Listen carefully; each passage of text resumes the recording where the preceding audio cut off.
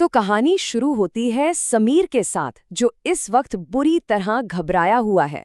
उसने कुछ ऐसा देख लिया है जिसने उसके होश ही उड़ा दिए हैं, और अब वो सिर्फ जवाब ढूंढ रहा है, चाहे उसकी कीमत कुछ भी क्यों ना हो। समीर का तो जैसे दिमाग ही घूम गया था। वो बस भाग रहा था, बिना सोचे बिना रुके।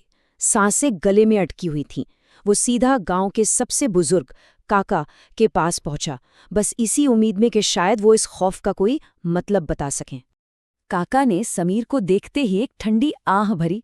उनकी आवाज में ना सालों का बोझ था। वो बोले, तुम आ गए? तुम बिल्कुल अपने दादा जैसे दिखते हो। उन्होंने ही उसे धोखा दिया था। ये शब्द समीर के कानों में किसी हथौड़े की तरह बजे और उसके डर को और भी गहरा कर गए। और यहीं से उस राज पर से पर्दा उठना शुरू हुआ, जो दशकों से उस गांव की मिट्टी में दफन था। एक ऐसा गुनाह जिसकी सजा शायद अब समीर को भुगतनी थी। काका ने बताया कि ये बात आज की नहीं, बल्कि पूरे 60 साल पुरानी है। 60 साल पहले एक गुनाह किया गया था, एक बहुत बड़ा धोखा दिया गया था, और आज इतने सालों बाद उस गुनाह का कर्ज चुकाने का वक्त आ गया था। हुआ ये था कि गांव की एक औरत और उसकी मासूम बेटी एक पुराने खजाने का राज जानती थी। समीर के दादा ने लालच में आकर उनके भरोसे को तोड़ दिया और उस राज को हमेशा के लिए दफनाने के लिए उन दोनों माँ बेटी को उसी कुएं में जिंदा ढकेल दिया। लेकिन वो औरत मरते मरते एक श्राप दे गई। उसकी आखिरी आवाज कुएं की दीवारों से टकराकर गूंजी, जो भी हमारा चेहरा आईने में देखेगा वो हमारी जगह ले लेगा। ये शब्द हवा में कहीं खो नहीं गए, बल्कि उस कुएं के पानी में हमेशा हमेशा के लिए कैद हो गए। अब समीर को धीरे धीरे सब समझ आ रहा था कि उसने कुएं में आखिर देखा क्या था। वो कोई आम परछाई नहीं थी, वो एक बुलावा था, एक जाल था जो खास तौर पर उसी के लिए बिछाया गया था।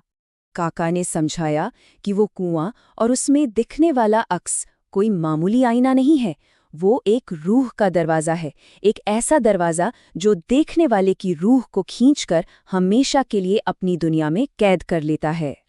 ये सब सुनकर समीर के तो जैसे पैरों तले ज़मीन ही खिसक गई। वो फौरन अपनी पुरानी हवेली की तरफ भागा कि बस जल्दी से अपना सामान लेकर वहां से हमेशा के लिए निकल जाए। पर शायद अब बहुत देर हो चुकी थी। जैसे ही वो हवेली के कमरे में घुसा, एक जोर की आवाज के साथ सारे दरवाजे अपने आप बंद हो गए। वो अब अंदर कैद हो चुका था। और फिर जो हुआ वो और भी भयानक था। दीवारों पर लगे हर पुराने आईने में वही औरत और उसकी बेटी का चेहरा उभर आया। हर आईने से वो उसे घूर रही थीं, जैसे अपना इंतकाम लेने आई हों। डर के मारे समीर ने जब अपने हाथों की तरफ देखा तो उसकी चीख ही निकल गई। उसके अपने हाथ धीरे धीरे धुंधले हो रहे थे, जैसे वो हवा में ही घुल रहा हो, गायब हो रहा हो।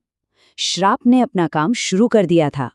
उसने कांपते हुए सामने लगे आईने में देखा, उसकी अपनी शक्ल धीरे धीरे गायब हो रही थी और उसकी जगह उस औरत का चेहरा साफ होता जा रहा था।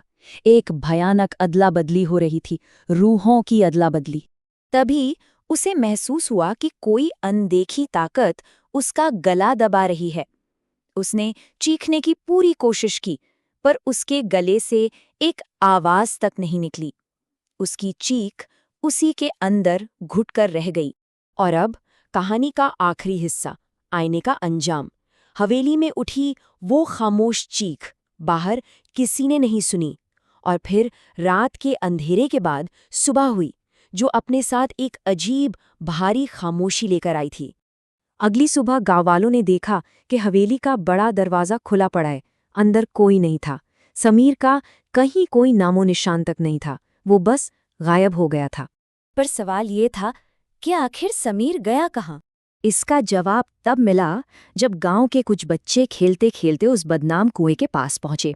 और जब उन्होंने मजाक मजाक में कुएं में झांका तो पानी की सतह पर उन्हें एक जानी पहचानी परछाई दिखी। एक नई परछाई। वो समीर की परछाई थी, और कुएं की गहराइयों से एक दबी हुई रोती हुई आवाज आ रही थी, यहाँ बहुत अंधेरा है, मुझे बाहर निकालो। दादा के गुनाह का कर्ज पोते ने अपनी रूह देकर चुकाया था।